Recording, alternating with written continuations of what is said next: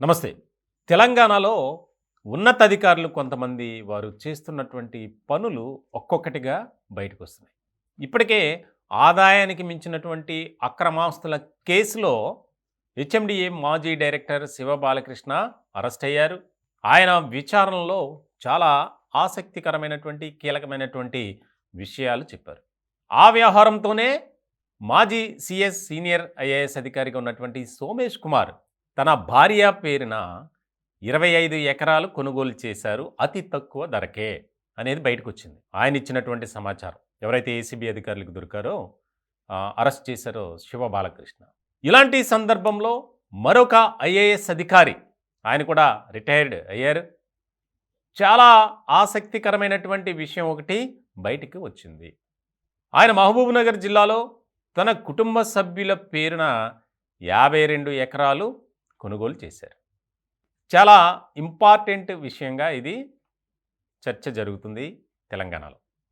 ముఖ్యంగా రజత్ కుమార్ ఆయన చాలా కీలకమైనటువంటి విభాగాల్లో పనిచేశారు తెలంగాణలో. కేసీఆర్కు అత్యంత సన్నిహితుడుగా కూడా మెలిగారు అనేది ఒక ఆరోపణ, విమర్శలు గతంలో చాలా ఎక్కువగా వచ్చాయి. ఇటువంటి సందర్భంలో ఆయన మహబూబ్నగర్ జిల్లా బాలానగర్ మండలంలో హేమాజీపూర్ గ్రామంలో 52 ఎకరాల్లో ఆయన పేరు మీద 15 ఎకరాలు ఉంది. ఇక్కడ ముఖ్యమైనటువంటి విషయం ఏంటంటే ఈ వ్యవహారాలు ఎప్పుడైతే బయటకు వచ్చాయో రజత్ కుమార్ అలర్ట్ అయ్యారు.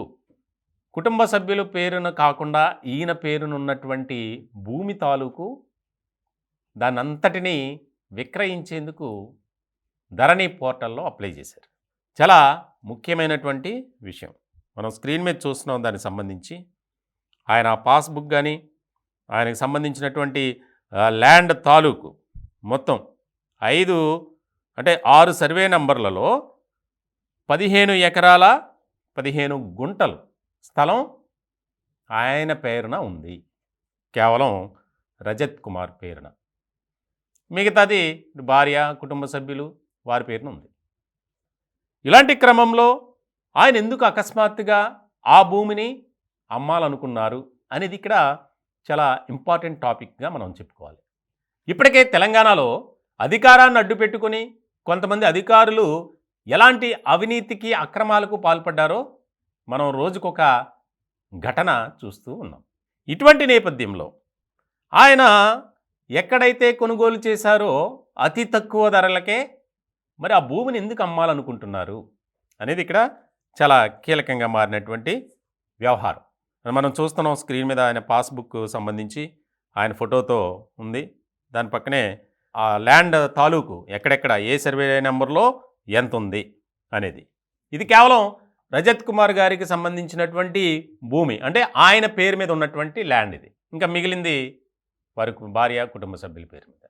అంటే ఒక ఐఏఎస్ అధికారిగా ఉన్నప్పుడు కీలకమైనటువంటి విభాగాల్లో పనిచేసే అధికారులు ఎవరైనా కావచ్చు, DoPT department of personal and training అది ఢిల్లీలో ఉంటుంది. దానికి సంబంధించి వివరాలు ఇవ్వాలి. ఏది కొనుగోలు చేసినా నా పేరున, నా కుటుంబ సభ్యులు, నా బంధువుల పేరున నేను ఫలానా తేదీన ఫలానా ప్రాంతంలో ఇదిగో ఇంత కొనుగోలు చేశాను అని దానికి సంబంధించి జిరాక్స్ కాపీలను కూడా అటాచ్ చేసి ఒక స్టేట్మెంట్ ఇవ్వాలి. అది ప్రాసెస్. కానీ అప్పుడు సోమేష్ కుమార్ గారు ఆ పని చేయాల, రజత్ కుమార్ గారు కూడా చేయలేదు అనేది ఎక్కువగా ఆరోపణ వినిపిస్తుంది. అంటే అధికారాన్ని అడ్డు పెట్టుకొని ప్రభుత్వంలో ఉన్నటువంటి కొంతమంది పెద్దల సపోర్ట్తో ఏ రకమైనటువంటి అవినీతికి పాల్పడ్డారు అనేది ఇక్కడ ఒక రకమైనటువంటి చర్చ జరుగుతుంది. ఎందుకనంటే ఇప్పటికే దాదాపు 1000 కోట్లకు పైగా అక్రమ ఆస్తులు సంపాదించినటువంటి హెచ్ఎండిఏ మాజీ డైరెక్టర్ శివ బాలకృష్ణ ఆయన చెప్పినటువంటి అంశాలన్నీ ఒక్కొక్కటిగా నిజమవుతున్నాయి. అంటే వీరంతా భయపడి ముందుగానే అలర్ట్ అవుతున్నారా? ఎందుకు అమ్మాల్సి వస్తుంది అనేది ఇక్కడ కీలకంగా మారింది. ఇప్పటికే 3 ఐఏఎస్ అధికారులు చుట్టూ తిరుగుతుంది ఇది. ఒక ఆయన సోమేష్ కుమార్, రజత్ కుమార్, అరవింద్ కుమార్. సో చాలా చాలా ఇంపార్టెంట్ ఇష్యూగా మారబోతుంది. ఎందుకనంటే హెచ్ఎండిఏ శివబాలకృష్ణ ఇచ్చినటువంటి సమాచారంతోనే ఒక్కొక్క విషయం బయటకు వస్తుంది, ఒక్కొక్క అధికారి పేరు బయటకు వస్తుంది. ఎందుకంటే ఆ గత ప్రభుత్వంలో కీలకమైనటువంటి విభాగాల్లో ముఖ్య అధికారులుగా పనిచేశారు కాబట్టి కింద స్థాయి సిబ్బందితో ఈ రకమైనటువంటి వాటికి పాల్పడ్డారు అనేది బాగా వినిపిస్తుంది. మొత్తానికి ఈ రజత్ కుమార్ వ్యవహారంలో ఏసీబీ అధికారులు ఒక రకమైనటువంటి స్టేట్మెంట్ తీసుకోవటానికి కూడా సిద్ధమయ్యారు అనేది ఎక్కువగా వినిపిస్తుంది. చాలా కీలకమైనటువంటి పరిణామంగా మారబోతుంది. ఈ 8 రోజుల కస్టడీలో శివబాలకృష్ణ ఇచ్చినటువంటి సమాచారంతోనే వీరంతా బయటకు వస్తున్నారు. ఈ విషయాలన్నీ వెలుగులోకి వస్తున్నాయి.